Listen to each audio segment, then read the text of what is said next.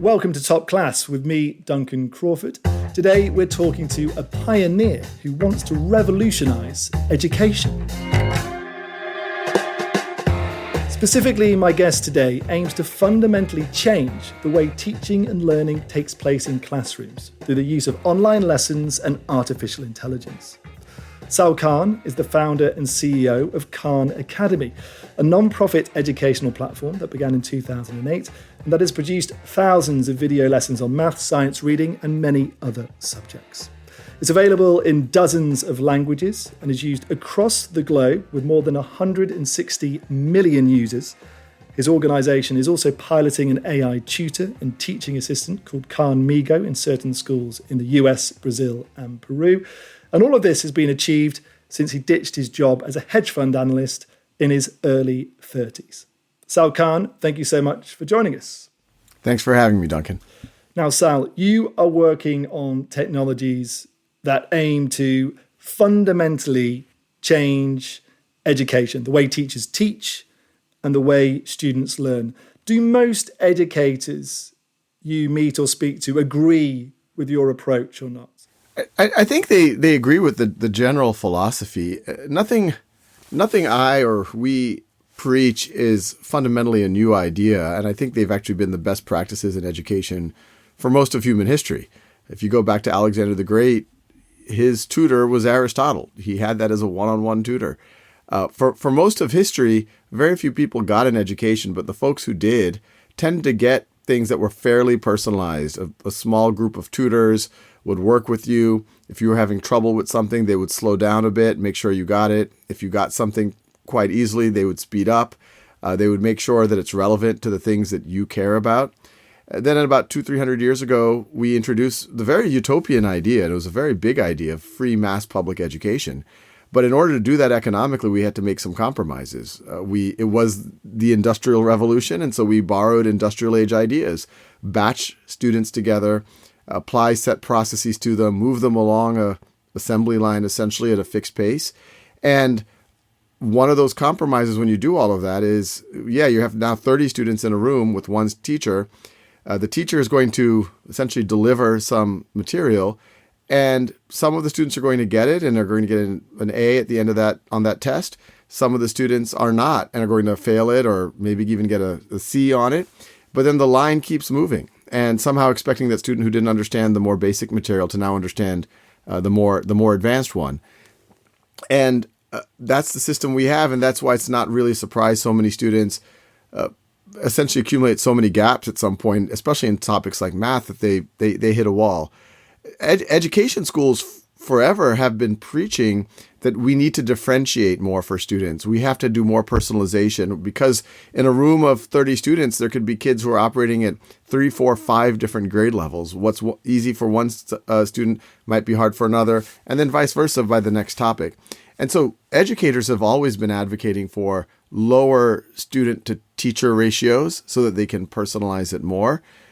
I think every teacher, one of the hardest things about their job is the spread of student preparedness in a classroom, and how do they address some students without boring or losing other students. So every educator agrees with these things. I think the only place where there could be some questions is how easy is it to implement it? Because if I just, no matter how heroic your efforts, if you're one teacher in a classroom of 30 and you're trying to reach every student where they are, it's pretty much impossible.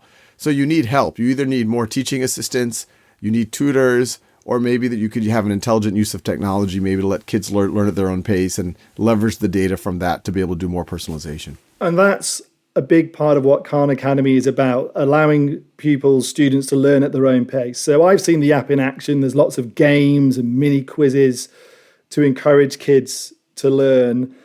Explain it to the audience who aren't aware of how it works, and what impact have you seen your videos and the app have on student learning? Yeah, to understand how it works, I'll give a little background on how it all started. Back in 2004, I was tutoring some cousins when I was at the hedge fund, and word spreads in my family, free tutoring is going on before I know it. I'm tutoring 10, 15 cousins. And I saw a common pattern that my cousins needed more practice. They had these gaps that they had accumulated through the traditional school system. And so my original background was in software. I said, okay, maybe I could write a little bit of a exercise generator so that they could have practice on some of these skills that they needed practice on. I, as their tutor or their teacher, I wanted to monitor what they were doing. So the app started reporting back to me what they were getting wrong or right. And then I realized once they showed proficiency in one concept, why couldn't it automatically move them up to another concept so that I didn't have to, as the teacher, have to every time figure out a new assignment for the students. So that early software, which, very early version of it was back in 2005, that has now grown into the Khan Academy platform, but it's still the same general idea. Anyone can go, whether inside of or outside of a classroom. Let's say they want to learn algebra. They could go to Khan Academy, go to the algebra course. They could start at the first skill, watch a video, read the article, and then they can try the exercises. It samples from a very deep item bank, and it's going to measure their proficiency. And it's not just math. We also have science and the humanities. So who decides what the curriculum is? Who decides on the topics? On what is it all based? Yeah, the very early days, it was my judgment from when I was making it for my cousins. But now what we do is we look at every geography. So here in the United States, we have a Common Core, but then you also have several states that have their own standards. Then you look at in Brazil, they have their own set of national standards. We're working with a bunch of states in India. We're working with places in Mexico and Peru. And so in every one of these geographies, we are looking at what are the standards that are usually coming from the state in some way. And then we are building our scope and sequence of courses to match those standards. Understood. So when people are using the app, are you finding it's appealing mainly to kids who want to study, or do they appeal to everyone?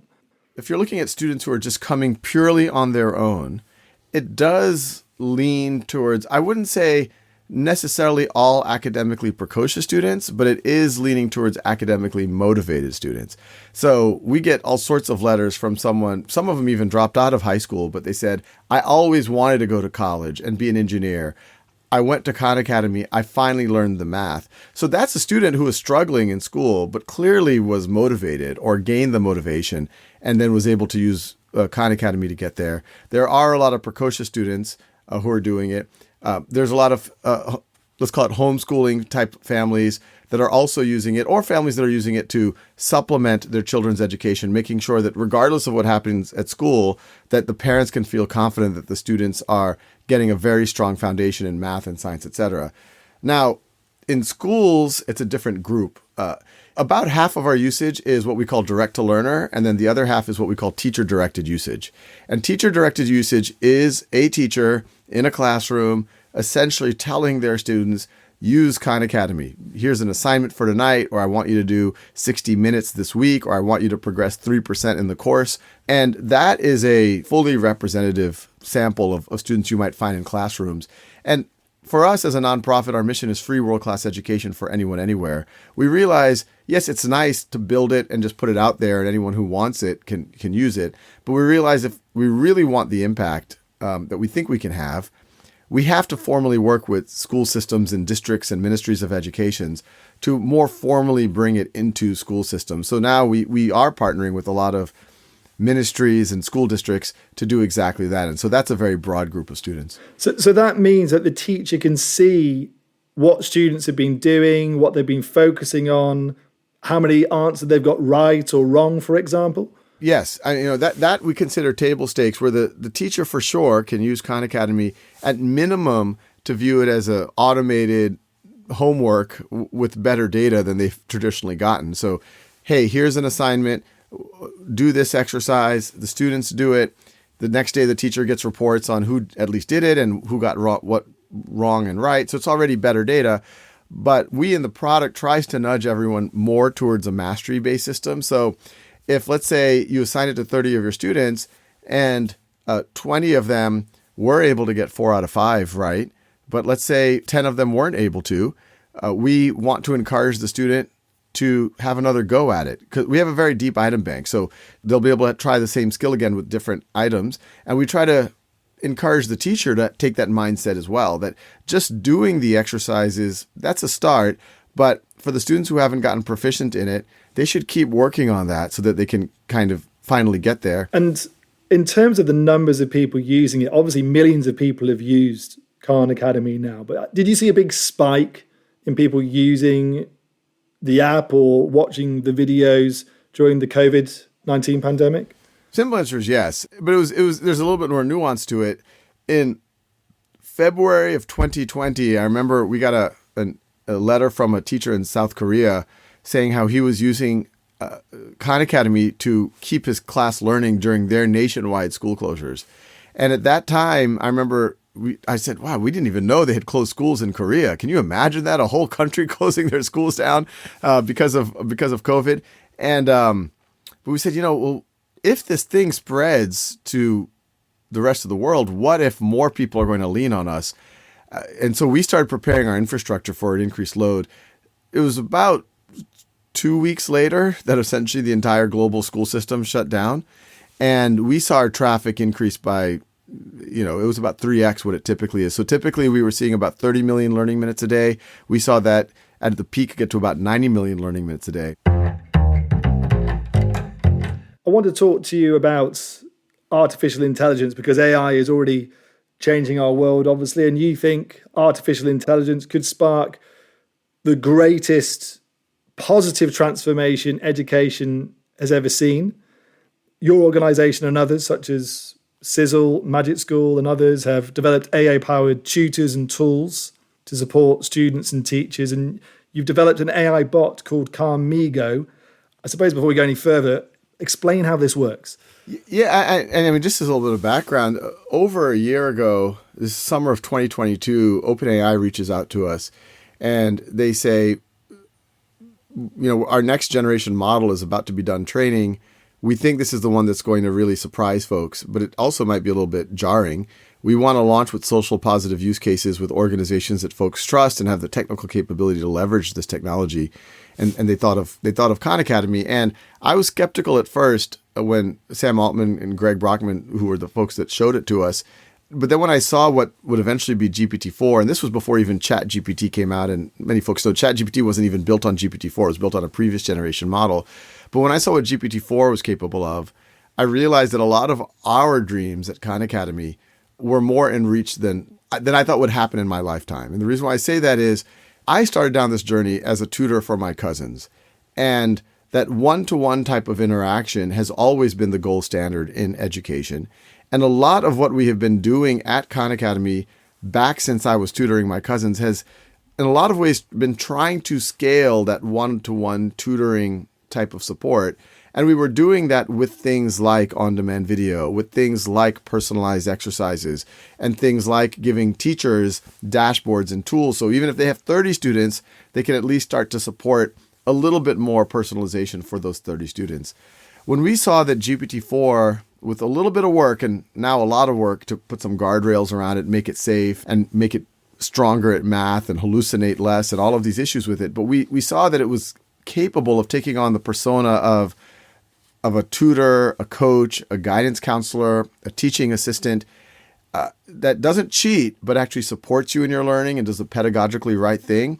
And that if you were to pair that with all of the content and resources that we already have on Khan Academy, and then you let the AI leverage that to further mentor, ask Socratic questions, we realized that this could be a game changer, especially as the AI gets better and better. And so now Carmigo, at a very high level, we're saying it's a tutor for every student and it's a teaching assistant for every teacher. It doesn't allow cheating. It's there to support students. And not only does it not cheat, but we think it can mitigate cheating. We actually just launched a mechanism where students can write essays themselves, but the AI will give them feedback. And in the coming year, it's going to report back to the teacher the whole process on how the essay was created. Yeah, it took 4 hours. We had a little trouble with this. We eventually got there. And if a student cheats, if they go to ChatGPT or one of these other tools to get an essay written for them and they copy and paste it into Carmigo, Carmigo is going to tell the teacher, hey, I don't know where this essay came from. It's a little shady. You should double click on that. Okay, so there's a lot to break down here. I guess the key to this is that the bots are not there to tell the students the answer. They're there to support the student in solving the problem.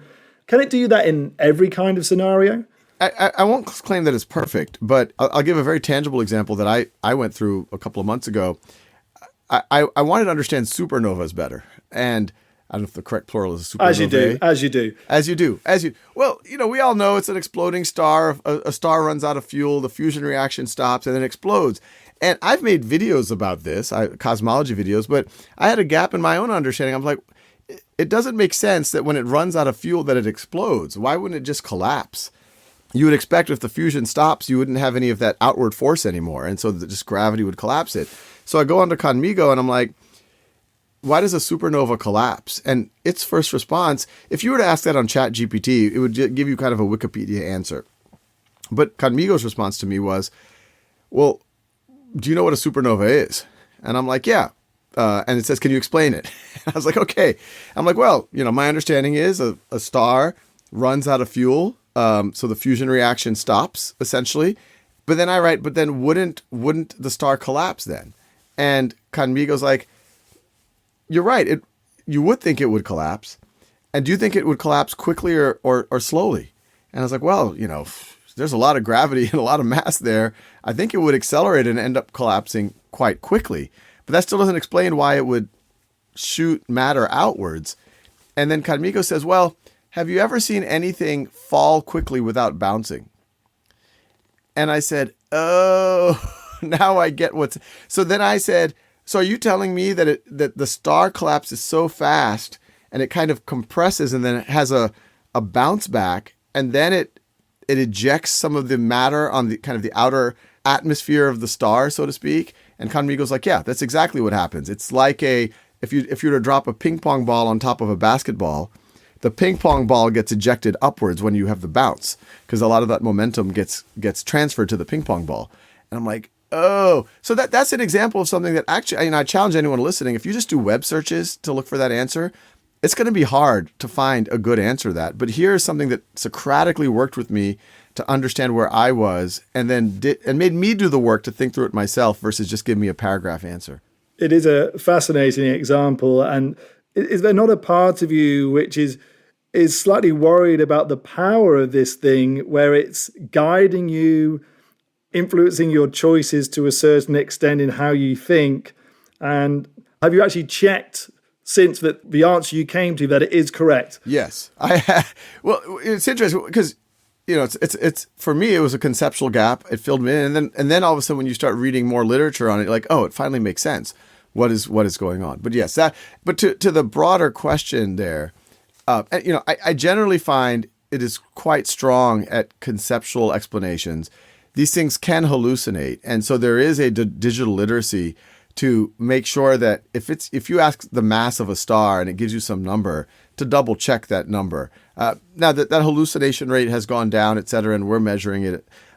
But generally speaking, one of the guardrails to protect against any type of misleading or inappropriate conversation with the AI is, especially if we're talking about under 18 students, is make it transparent to teachers and parents.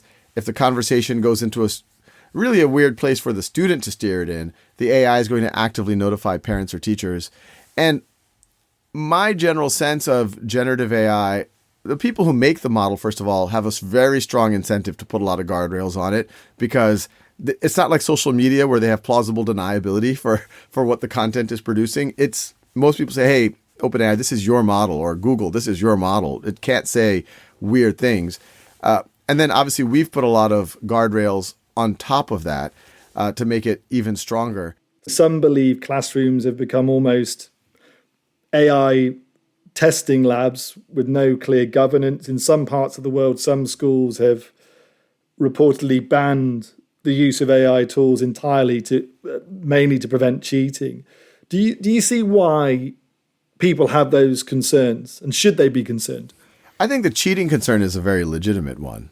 If you want to see example of students' true work and they need to do it independently, so they can't do it all inside the classroom, and you don't know where it comes from, that's a problem. Now, I will say, and I'm working on a book, it's going to be called Brave New Words, I have a whole chapter on cheating. So part of the research was like, okay, well, what was going on before ChatGPT? And it turns out there was already a lot of cheating going on for things like writing papers. There are websites, not too hard to find. They look like very reputable companies, but they will outsource your term paper to someone in another country for about $5 a page. This was already going on. And obviously, even before that, people would get someone else to write it, their sibling, or reuse an old paper, which is very hard to keep track of. So that was already in the mix. ChatGPT in some ways just makes it more accessible. But I think that's a legitimate fear. But what I'd argue is that there are very clear solutions to that not only address the cheating issue, because now in AI, if a student works on the paper, not by the AI, but with the AI can report on the process. So you can't just copy and paste something from ChatGPT. But even more, the AI can help give faster cycle feedback to a student than they've ever gotten before. One of the problems with writing is it's very expensive to write and get feedback. If you're a teacher having to go through 30 papers and grade them all in a couple of nights, I mean, it's an expensive process for a lot of folks, and AI can accelerate that. I think the other fears, which are legitimate things to think about, which are things like bias or safety. What if a student does weird things with the AI, asks for, just gets into a not productive conversation? Those, I think Conmigo already has very good guardrails for those things, where the conversations are transparent to the educators. It can actively notify folks. It'll stop any conversations. And the thing about these systems is you can audit it. It's very hard to walk into any random classroom and to see how, let's say, the teacher might respond to a politically charged topic. But you can do that with the AI and test it and make sure it's not going to, kind of an extreme place. You mentioned earlier about this new development in AI that you're using in regards to essays and essay writing. Tell us about that, how that works. Yeah, this is really our direct response to showing, hey, look, ChatGPT is not going to ruin writing. In fact, the underlying technology of large language models actually might save writing in a lot of ways. So already, literally, as we're recording this, we're launching the first version of it, which is a student can write an essay, and it's not a traditional chat interface. It actually feels a lot more like, for anyone who's used a Google Doc, you're writing a paper, and then the AI almost acts as someone who's remotely collaborating with you, and it highlights parts of your essay, and it starts threads on it. So it'll highlight, say, your thesis statement, and it'll say, okay, is this really a strong thesis statement because it's not really backed up with some of your other other arguments? Or it'll highlight a part of the second paragraph. It's like, you're introducing this character John, but you never talk about John before. Where did John, whatever it might be. So it acts like you're having a collaborator or a writing coach there, not doing the work for you, but helping you get feedback before you submit. And it takes 2 weeks before the teacher gets you back a graded paper. And then by that point, you're like, oh, there's no point in even trying to improve it. So that's what we've already launched. And what we're hoping to have in the coming year is a teacher can assign a paper through Conmigo. Conmigo acts as the writing coach while the student tries to figure out what the thesis statement is, do some outlining, draft the paper. Conmigo gives the feedback the way I just talked about, and then also reports back to the teacher, hey, this is where the essays are. This is how long it's taken your students. Here's some common themes that your students are doing well on or not doing well on. Based on the rubric, here's my first pass assessment on this paper. But you're the teacher. You get the final say. So if you have that cycle, which literally is where it's going to happen within a year, students are going to feel more supported. They're going to get faster cycle feedback. It's going to be a lot harder to cheat, even cheating schemes that existed well before AI. And then teachers are going to save a lot of time getting at least a first pass of grading, and they'll probably grade more consistently too. I imagine critics who aren't fans of AI, I mean, it sounds incredible what you're describing, but I imagine critics, they'd acknowledge that using apps can make the writing or learning process faster and easier, but they'd question whether that takes away a sense of accomplishment for the student, particularly if you're talking about something like creative writing. The creative app requires considerable effort, And AI effectively is a bit of a shortcut. And is it not? To an extent, it's taking away the challenge of creative writing. I think it is lowering the activation energy a bit, but this isn't the first time that something like that has happened. I think even people who had to handwrite their papers with perfect penmanship 100 years ago, if they saw us using a modern word processor, they'd be like, oh, this is a huge shortcut. And wow, this already does a spell check for you, and it even fixes your grammar for you. I mean, this is the current world we already live in. And I think what this is doing is it will help. I think for a lot of early writers, it'll help the blank paper problem. Frankly, I think it'll do it even for more advanced writers. There's some very experienced writers and journalists who I've talked to who said, yeah, I actually do use these tools to get something on paper, and then I keep tweaking it and changing it to the point that it's definitely my work. But you could imagine for a student in this context here, it's not even going to create a first draft for you. It's not even going to be that. But for it to say, okay, let's think about a thesis question. What do you believe about this? And for the student to say, I don't know what a thesis is. Well, it's just what you believe. What's your opinion? What's the argument you're going to make?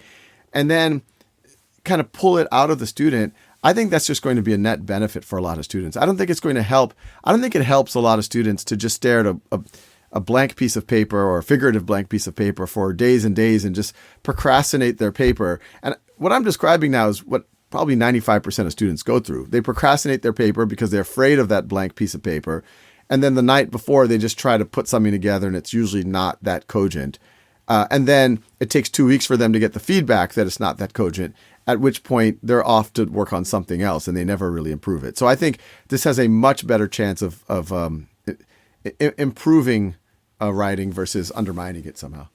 In more general terms, to discuss AI, is there, I guess, a possibility of damage to the creative process or even to people's ability where if generative AI, I'm not talking about your essay app specifically here, but if AI can produce and create text, music, artwork, incredible artwork in some cases, it can create it in seconds. Isn't that an example of where AI could take away skills or weaken skills that humans have developed over many centuries, and it means the next generation of children won't bother to learn them or be as skilled? It's hard to know for sure.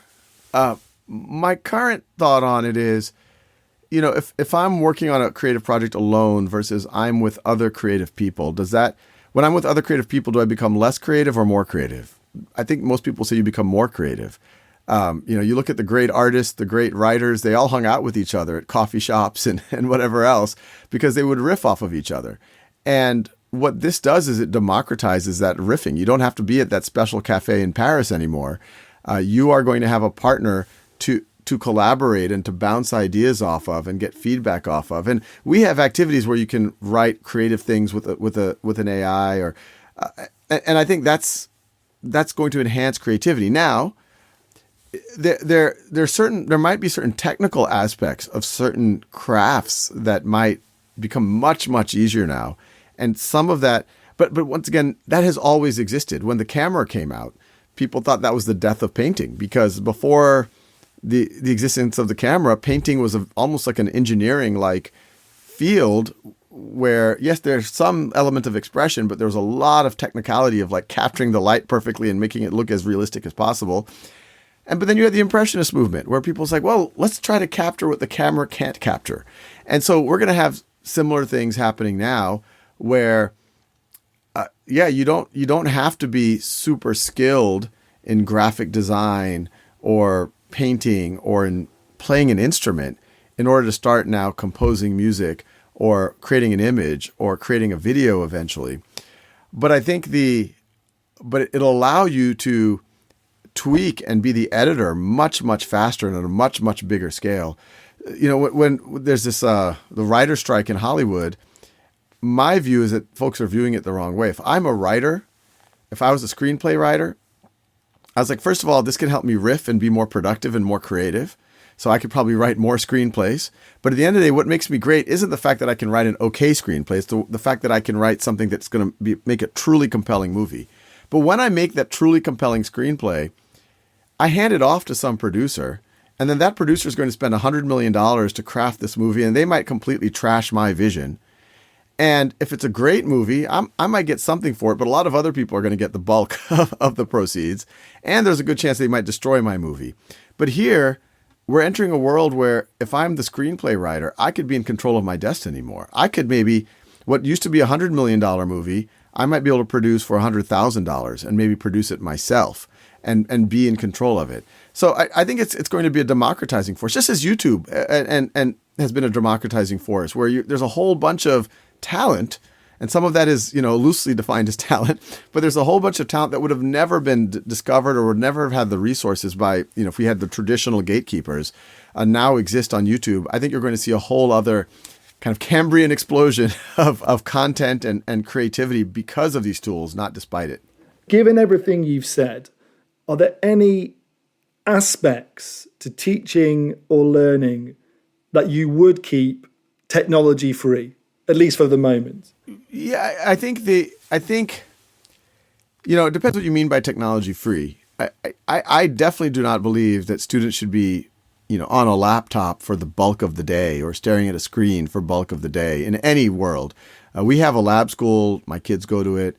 If you visit that lab school, even though they do use a lot of technology, probably more than your average school, you're also going to see more human-to-human interaction there than an average school. And actually, that's what you would really notice. You're going to notice that if you took a stopwatch out and you measured how often are the kids collaborating with each other, how much time are they get to ask questions and drive the discussion versus sit passively, I think at this school you will see a factor of 10 relative to a typical school and how much person-to-person interaction they have. So I think those types of things are crucial. And the hope for myself and for Khan Academy has always been, what can technology do well? And then can that either liberate the humans to do more of the human-to-human, or can it even facilitate more of the human-to-human interaction, which I'm a big fan of. Okay, I want to talk to you about the future of AI in broader terms, because one of the fears is that you can't be sure how these technologies will develop in the years to come. The big fear is it can lead to a kind of super intelligent machine that could go rogue. It's the Terminator scenario, an AI that can update its own code and break free from the control of humans. Is that feasible in your view? I think the idea of a self-improving AI is plausible. I will say that. Do I think that that will lead to a Terminator type scenario? I think that is unlikely. I think the part that I am afraid of, all tools throughout human history have just been amplifications of human intent. And so my biggest fear isn't that the AI by itself spontaneously decides it wants to end humanity. My bigger fear is some person who has authoritarian goals, totalitarian goals, criminal goals, or just nihilistic goals, has hold of the best AI and then is able to augment their intent, their human intent, their negative human intent, to then do a cyber attack or a misinformation campaign, manipulate elections. Obviously, I think some people listening to this will find that concerning, given the risks involved. Earlier this year, the Centre for AI Safety released a statement which said mitigating the risk of extinction from AI should be a global priority alongside other societal scale risks such as pandemics and nuclear war. Signatories included Sam Altman from OpenAI, who you know yourself, Bill Gates, and many, many more. Do you agree with that? Mitigating the risk of extinction from AI should be a global priority. I agree. The reason why I'm pausing is I don't think it's imminent. I wouldn't be surprised if there are some actors in this world already trying to create superhumans, trying to, think about winning the Olympic Games or creating super warriors in 20 or 30 years. That's doable in theory. But, I wouldn't say that means let's stop using it, but it means let's just be careful how we're using it and create mechanisms for recognizing potentially when other people are using it and ways to sanction them or police that. And so I think the similar thing is with AI, as opposed to just kind of creating this Terminator sci-fi thing and just like, oh, we're scared. What do we do? Let's just shut everything down. I think that's actually just going to play into that future because, once again, the bad actors are not going to shut down what they're going to do. I think the best thing is for us to move together, try to optimize the positive use cases where we see potential negative use cases arising.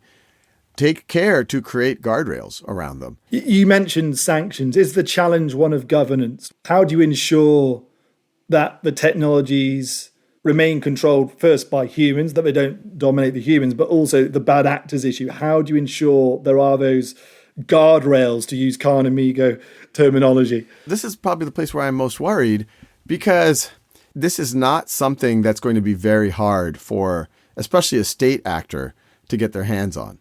So for me, it's important for us to have countermeasures that can detect when they're acting, that can take appropriate action.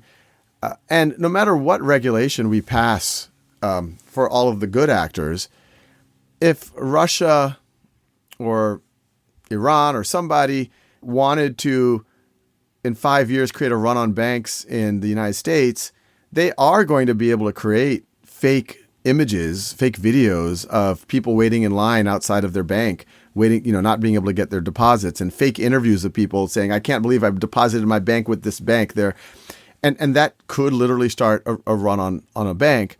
Now, we could pass all the regulation and laws we want. We're not going to be able to stop that state actor or that criminal organization from doing that.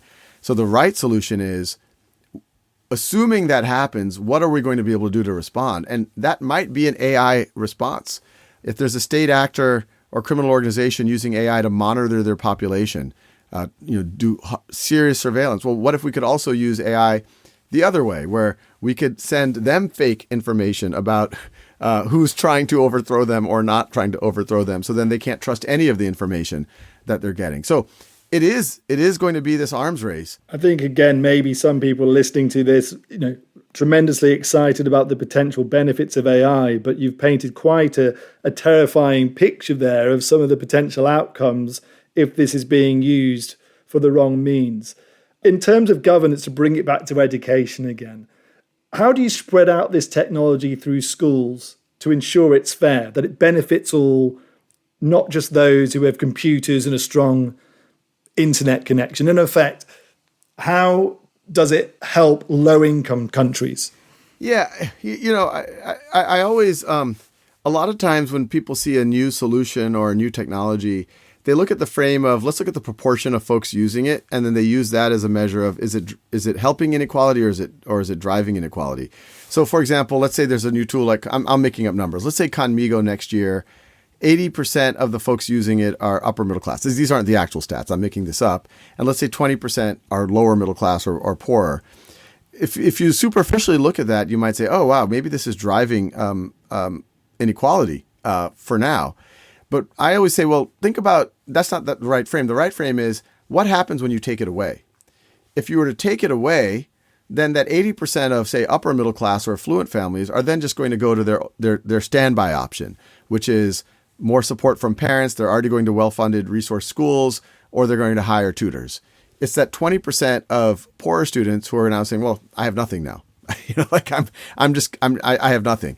And so I think that's the lens. So if we can take these things that have historically been very resource intensive, like one-to-one tutoring or support, and turn it from something that would cost essentially the hourly wage of a fairly educated person in order to get a tutoring. In the West, it could easily cost $50 an hour.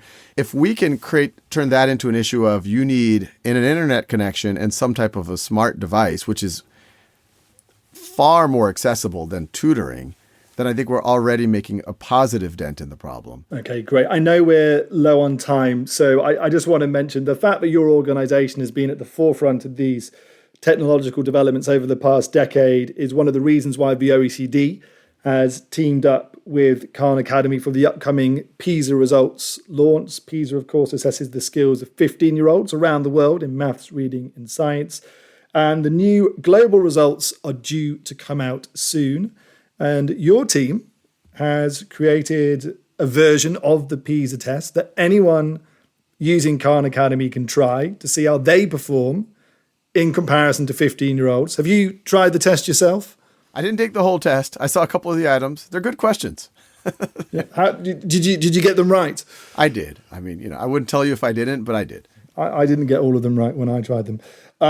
When you've got quizzes like this, does this help inspire kids to do maths, which is the focus of this round of PISA tests? I'm not sure if so many kids, most kids in the world are probably not overly indexed on the PISA results or the PISA test.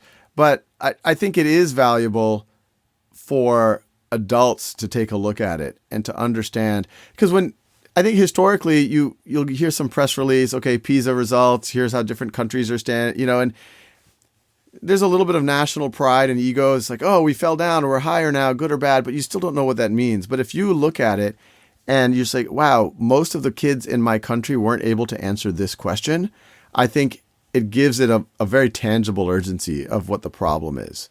Because otherwise, if you say how many kids are at what level or relative to some other country, you don't really know how big a problem it really is. But this makes it more transparent. Certainly does. Last question before we go, because we are short of time. Look into your crystal ball for me. What will AI be able to do in 20 years' time, both in education and the wider world? Can you even imagine it? Yeah, it's amazing that 20 years feels like forever now. Even 5 years, I might be under predicting. I think within 5 years, you're going to be able to have a very casual conversation with an AI, like you and I are having a conversation right now.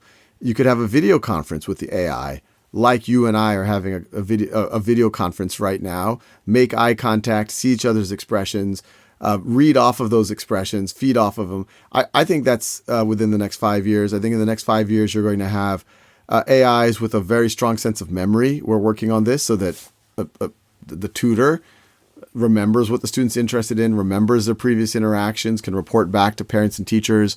You're going to have AIs that will proactively engage with you. This is something we're working on right now. What a good tutor doesn't just help you in the moment when you're stuck. They're also calling you up and saying, where are you? Or how come you haven't done your homework? Or what can I do to support you or motivate you? And they'll call your parent up and say, hey, you got to get Duncan, working a little bit harder on this. I think all of that's happening in the next 5 years. I think you go 10 years out, you're going to have, I actually think in about 10 years, virtual reality is going to start entering the mix in a very serious way. And then you combine that with AI, it really will feel like the holodeck on Star Trek. You're going to feel like the Magic School Bus where you can take a field trip to ancient Rome. And some of the people in that world are going to be real people. Some of those people are going to be AIs, and you're not going to be able to tell. It's just going to feel like a lucid dream in ancient Rome. And I know this is both exciting and scary, but this is going to exist. Yeah. Speaking to you, Sal, look, I've enjoyed it. Don't get me wrong, but I have a weird sense of emotions mixing up inside me right now. It's a combination of terror and excitement. I think I'm also just glad. I think at relief that you didn't say the word Terminator there in your description of what's going to happen in the next 10 years. So, listen, thank you so much for your time. It's been absolutely fascinating talking to you. Good luck with all your projects. Have you any secret plans that you want to share? Simply due to me asking you a polite question. I think the exclusives. The exclusives. I mean, the not so secret plan I've been wanting to do is, it's great we're creating all this material, videos, AI supporting, but another big part of the global education system is credentialing. And how does someone get credit for what they learn? Already someone can go on Khan Academy and learn much of what they need to learn for all the way through high school and early college, but there's no easy way for them to prove it. In fact, we have examples of a young girl in Afghanistan wanting to come to school in the United States. She's completely self-educated on Khan Academy, but she has no high school diploma. So one of my dreams is, above and beyond all this AI stuff we're talking about, are ways, and maybe we could do something with the OECD, ways that we could give a globally recognized high school diploma or even beyond, so that it's portable for anyone anywhere in the world and close to free, if not free. Globalizing micro-credentials. It's a good idea. Thank you so much, Sal, for your insights. It'll be interesting to see if your predictions for the future do indeed come true. I'm not sure if I want all of them to come true, but we'll wait and see. Thanks again to Sal Khan, founder and CEO of Khan Academy, and thanks to anyone downloading this podcast. If you have a spare moment, please do check out some of the other episodes and do join us again for another episode of Top Class soon. All the best.